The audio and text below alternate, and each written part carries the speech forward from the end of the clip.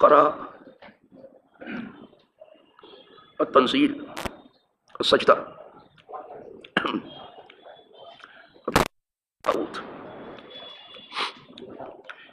یہ حدیث پاک جو سجدہ تلاوت کے بارے میں ہے، ہم دوسری فصل پڑھ رہے ہیں۔ حدیث کی روایت جو ہے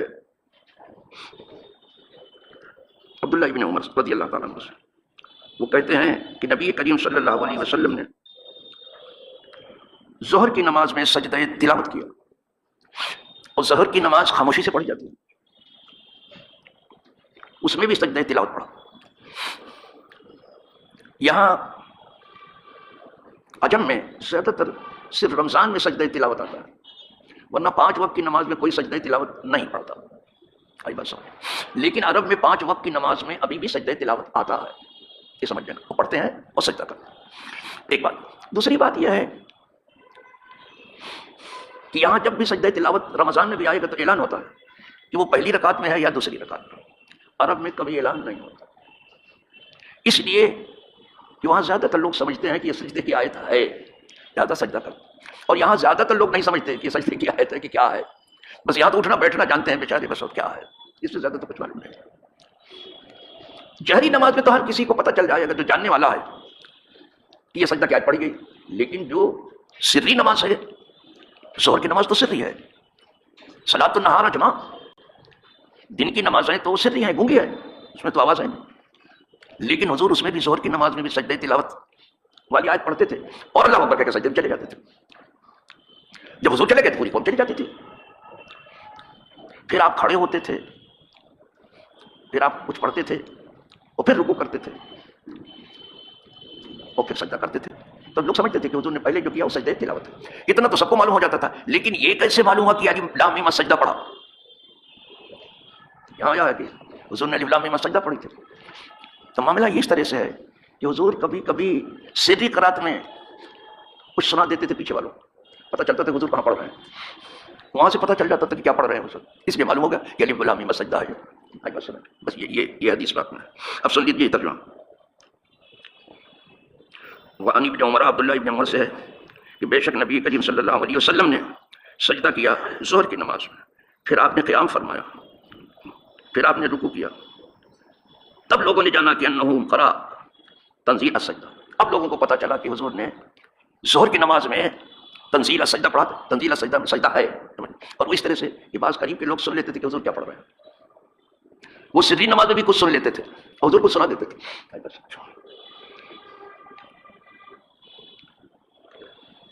چلو لوگوں کو پتہ چل گیا، اس کو ابو داؤد نے روایت کیا، اور انہی سے مروی ہے، یعنی عبداللہ بن عمر سے کہتے ہیں قول، یہ دوسری حدیث ہے، ان رسول اللہ صلی اللہ علیہ وسلم قرأ عام الفتح، حضور نے پڑھا اس سال جس سال مکہ فتح ہوا، اس کو عام الفتح کہتے ہیں، فتح کے سال، جس سال ابرہہ آیا تھا اس سال کا نام عام الفیل تھا، ہاتھی والا سال، بات سمجھ،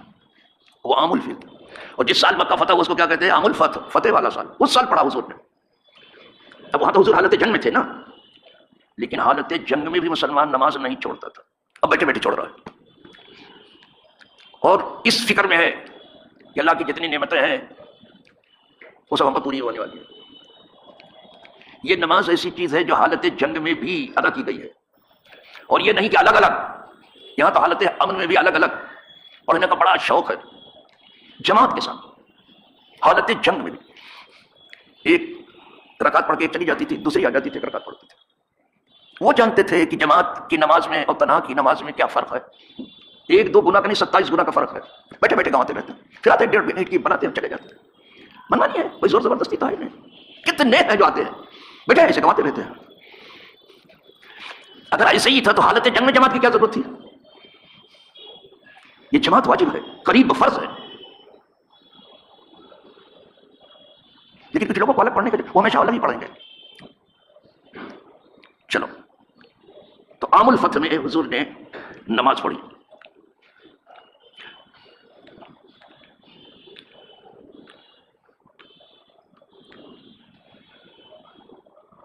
فسجدہ، حضور نے جب نماز پڑھی تو سجدہ کیا، فسجد الناس، کل لوگ، سب لوگوں نے وہی سجدہ تلاوت، اس میں بھی سجدہ تلاوت پڑھا، عام الفتح میں، جنگ کی حالت میں بھی، حالانکہ وہ جلدی جلدی کرنا رہتا ہے، لیکن حضور جب نماز پڑھتے تھے بہت اطمینان سے پڑھتے تھے۔ کہ حضور نے جب سجدہ کیا تو ہم سب نے سجدہ کیا۔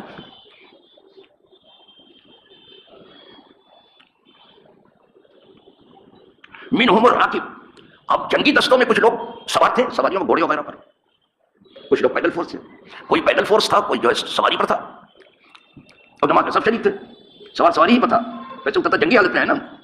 اور زمین پر رہنے والے زمین پر ہیں۔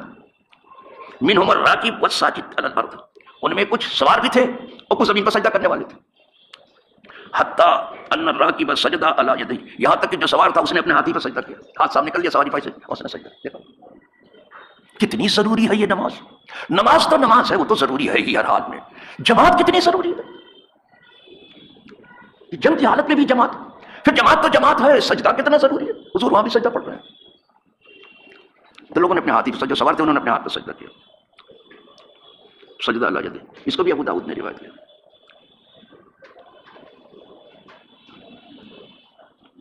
دو حدیث ہو گئی، ایک حدیث اور سن لیجیے۔ وعن عائشہ، یہ ام المومنین عائشہ صدیقہ رضی اللہ تعالیٰ عنہ سے، قالت کان رسول اللہ صلی اللہ علیہ وسلم، کہتے ہیں رسول اللہ صلی اللہ علیہ وسلم، یقول فی سجود القرآن باللیل، حضور کہتے تھے قرآن کے تلاوت کے سجدوں میں، کیا کہتے تھے؟ رات کے وقت، رات کو بھی سجدہ تلاوت میں بھی پڑھتے تھے، وہ آج پڑھتے تھے رات کو تہجد کی نماز میں بھی، پھر کہتے کیا تھے حضور سجدے میں؟ کتنی فکر تھی ان کو کہ حضور سجدے میں کیا کہتے ہیں، رکوع میں کیا کہتے ہیں، بس اس لیے کہ دین حضور ہے، اور بات ان کی بات ہے جو عبادت ہوگی، تو رات کے وقت کیا پڑھتے تھے جب سجدے تلاوت کرتے تھے؟ کہتے تھے سجدہ وجہی، اے مولا میرے چہرے نے سجدہ کیا، وجہ کہتے تھے میرے چہرے نے سجدہ کیا، الذی خلقہ، وہ چہرہ جو اے مولا تو نے پیدا کیا ہے اس کو، اس نے سجدہ کیا۔ وشق سمعہ وبصرہ، اور پھاڑا، شق کہتے پھاڑ دینے، کان کا سوراخ بنایا اور آنکھ کا سوراخ بنایا، اور سوراخ بنا کے چھوڑ نہیں دیا، اس کو خوب اچھا کور کیا ہے، اس سوراخ کو دیکھو کتنا حسین کور دیا ہے کان کے ذریعے سے، دیکھ رہے ہیں نا، اور اسی طرح سے آنکھ کے سوراخ، آنکھ میں بھی سوراخ ہے لیکن کیسا کور کیا، اور اس کو ذرا پلکیں وغیرہ ذرا دیکھیے کیا کور کیا ہے، کہیں سے کوئی بدنمائی نہیں، جدھر سے دیکھو حسن ہی حسن، کان حسن والے، آنکھیں حسن والی، وبحولہ، بقوتہ،